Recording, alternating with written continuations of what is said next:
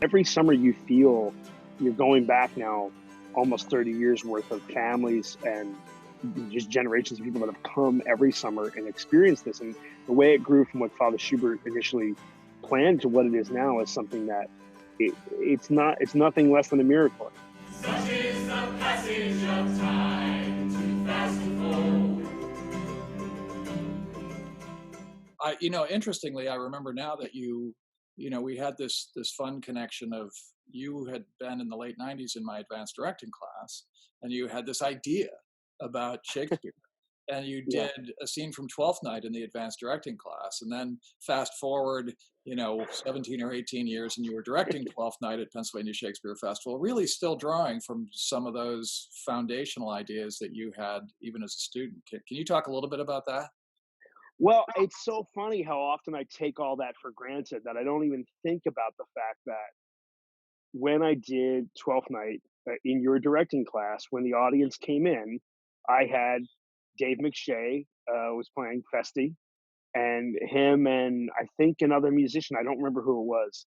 Um, they were playing as the audience came in, and the scene started. It was the scene between Viola and Orsino. When Viola gets closest to revealing who she is, and the great Alexi Gilmore was my Viola, and James McAndrew was Orsino, and we started the scene with this song, and that was kind of how the show started, the production started, and then of course Festi comes in and sings in the scene. So that was, I think, what was working in my head was music was going to have a profound impact on the scene, and I somehow thought it seemed right to instigate the whole affair with musical activity. And it's funny that my journey to the kind of work I've been doing, specifically at PSF for the last 6 years, none of that was conscious in my head. I wasn't thinking, oh, when I was 20, I thought this was a good idea. And even my first Willpower tour, which was Midsummer in 2003, or 2002, 2003. Um, Even that production, I had this notion that I would start with music, and in that production, Puck, the guy playing Puck, came in and put down a boombox and played Moby and started painting the set, and that was how that production started. And so it's been this thing, I guess, that I did 8 musicals in high school, and then when I got to college, I rejected musicals wholeheartedly, and fell in love with Sam Shepard and Shakespeare. Um, but it's been this thing. I was a trained musician. I studied music in high school, and I guess it almost feels like I'm in therapy right now. I guess in some way, all of these different processes throughout my life were informing my aesthetics as I got older. And when it came to those productions we've done at PSF, a lot of it was born out of my own rejection of overly conceptualized Shakespeare. The historically, basically have about 100 years, from the early 1920s, up through now, of people recontextualizing Shakespeare as an attempt to get at the play, and that work was, I think, really important. I think that when you look back at Brooke or Julie Taymor, um, Joanna Athalides, these great visionary directors who reinterpreted Shakespeare in all these fascinating ways. Um, by the time there's that line from The Sopranos, you ever feel like you come in to something when it's at its end? That's sort of how it felt when I was entering the profession in '99. And I started working professionally as an actor, and I was in a myriad of productions that were kind of hanging on to some of these notions, these kind of everyone wants to know, where are you setting it? What are you doing with it? And I just didn't find any connection to them. And so I was desiring a way to get back to something that was simpler, that put the actor and the text foremost. And I did a production of Romeo and Juliet at the Arden, um, I guess 6 years ago now. No, about 10 years ago now. And Terry Nolan was super supportive of that notion, but I struggled to figure out how to present that to an audience aesthetically. What did that mean to just go back to something simple that wasn't overly conceptual? And I didn't feel like it worked. It was a very good production, but I didn't feel like it connected with audiences in the way that I wanted. And so when you hired me to do Two Gents in 2014, a play that it's Shakespeare's first play, and so it's a little thin. He knows where he wants to go, but connecting A to B to C isn't always there in the text. I was desiring some way to illuminate that, and you had proposed at a certain point about PSF doing perhaps more eventized productions, with a band and food and and so I thought, this is the kind of play that would benefit from that. Can we get a live band? And you politely said, I don't know if we can afford that. And so the idea of casting a company that could play, a company of actors that could play instruments, then became my cause. And once I got those actors assembled, it was Scott Greer who played Lawrence in that production. He said, who you should get to be a part of this is Alex Bechtel. And I had known Alex a little. He had sound designed some shows I had acted in, but we had never worked together collaboratively. And he was a great actor. And so I thought, maybe if I hire him as an actor, I could kind of backdoor him into making music for the show, which is exactly what we did. Can I just And pause you for just a moment? So everything you're sharing says so much about how theater is made. yes, You know? Like, there's this thing I want to do. There's no way we can afford it. How can we figure out how to do it anyway? Who do we know? And then, yeah, this collaborative relationship is born in the process. yeah. Well, and we entered that process not really knowing. I mean, we spent the first week or so of rehearsal having actors in scenes sing songs. We one scene in particular in that play that was really revelatory to this entire process was, Proteus and Julia are sort of the central love relationship in that play, and they only have one scene together until the climax of the play, and that one scene is, I think, a little less than a page and a half, maybe. And I was desperate to make Proteus leaving feel somehow more substantive, and so we first tried that scene with the actors singing this song um, that was actually in my wedding called "There Lies Love," um, and and it didn't work. It was suddenly a musical, and so once we pulled the song out of the scene and had two members from the company do it, it worked, and that was then became our template for how to use live music. Gonna rise up, burning black holes in dark memories. Gonna rise up, turning mistakes into gold. Gonna rise up, burning black holes in dark memories. Gonna rise up, turning mistakes into gold. And I guess the thing that became so important about that production and so important about my own process was it became that secret sauce that you know um, that I think an audience needed to be able to let go of the preconceptions about where are we, when are we, these things that I think became so dominant and from my perspective never occurred to Shakespeare. Shakespeare wouldn't have been thinking about what time period is the play set in. And I just felt like somehow relieving an audience of that responsibility of following dual tracks, the conceptual track and Shakespeare's actual narrative. And there's great delight when you see well executed conceptual Shakespeare. I mean, your production of Caesar, did a lot to reveal a lot of the existential threat of that play by allowing there to be the kind of poetry and the aesthetics. Um, but my instincts go towards how do I make this immediate? I mean, going back to Romeo and Juliet, probably Shakespeare's most time honored play. I mean, maybe more so than Hamlet. Um, Everyone knows the story.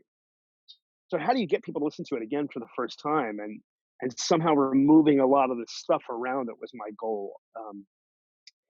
And I think music just provided that slight lift. And then you go back to historical practices, where Shakespeare had music in all his productions. I mean, we both know the amount we can probably quote call music, musicians ho, how many times that props up in the Shakespeare play or pops up in the Shakespeare play. Um, so I felt like I was in dialogue with something that was important to Shakespeare's original practice. And what I've always tried to do is not let the music um, become the dominant factor where it's providing what, the actor still has to bring all their truth and Shakespeare has to bring all of his brilliance to the moment. Um, to make it work. You can't just play a good piece of music and have a scene work. The psychological complexity of the actor's artistry and the complexity and beauty of Shakespeare's words are still the paramount thing.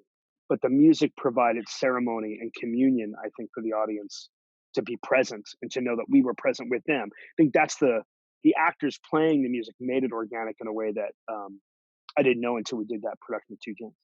It's not. But canst thou understand thus much English? Canst thou love me? Cannot tell. Can any of your neighbors tell, King? I'll ask you.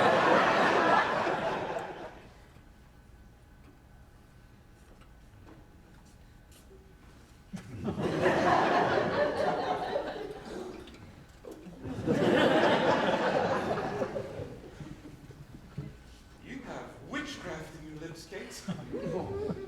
There is more eloquence in a sugar touch of them than in the tongues of a French castle. Here comes your father.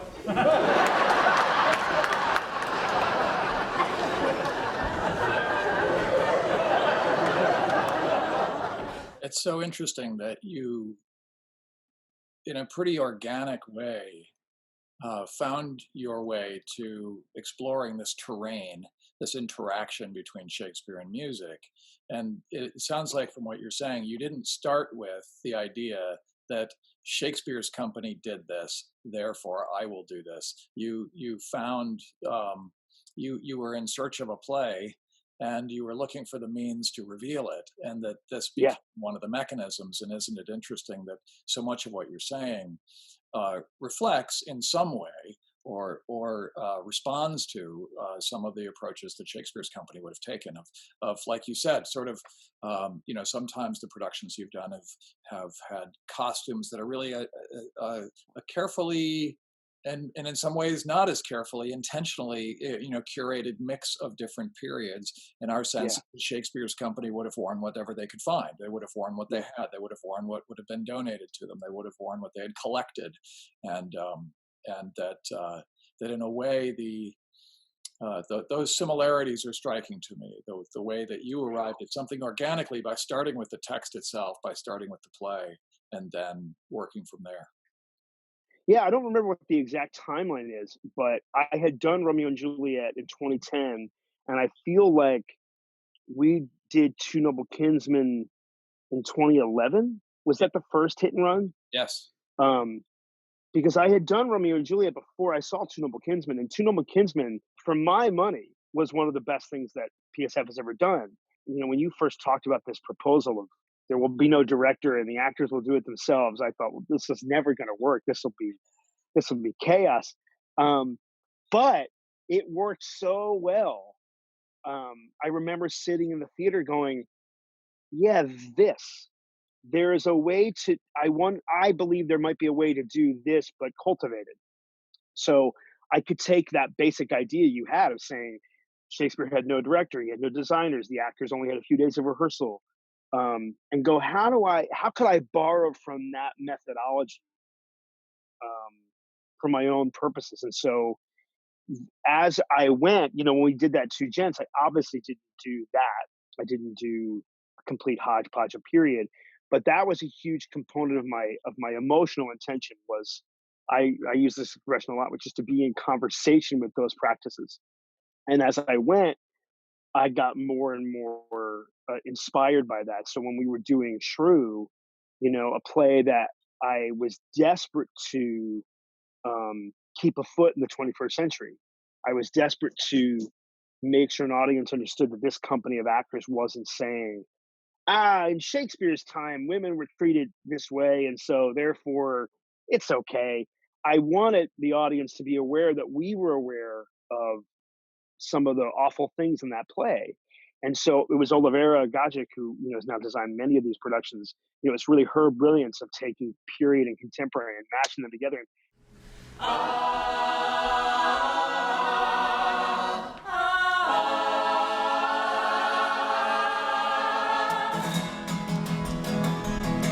Sing caraway with sport and play. For pastime is such a pleasure.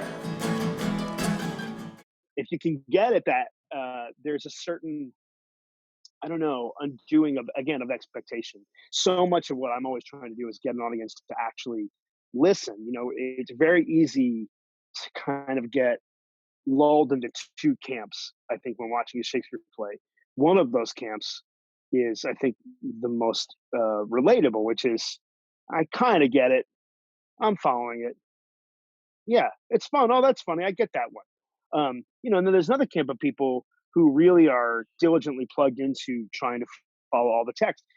And maybe there's somewhere in between, but I think that most people start from one of those two places. I mean, you know as well as I did, the most frequent refrain you'll hear from someone who might not want to see a Shakespeare play is, "I just don't understand it."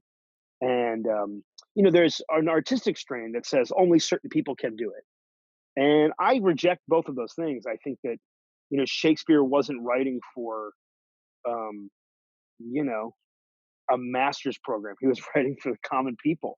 And so getting to it in a way that allows people to not feel put off by it or not feel totally left in the dark is kind of paramount.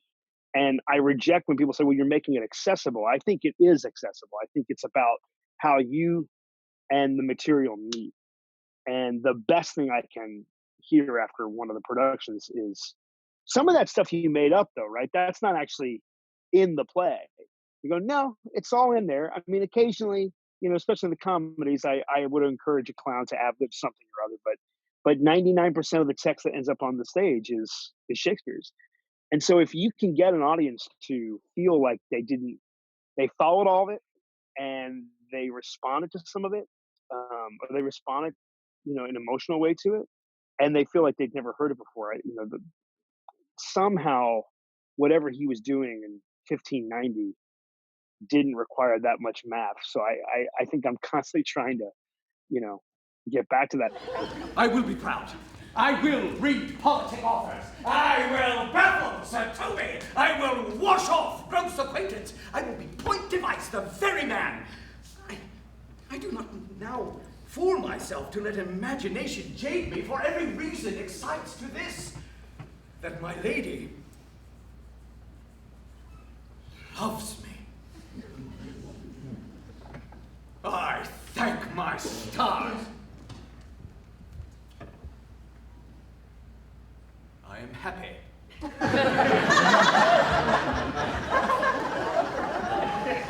I will be strange, stout, in yellow stockings and cross-gartered, even with the swiftness of putting on. Jove and my stars be praised!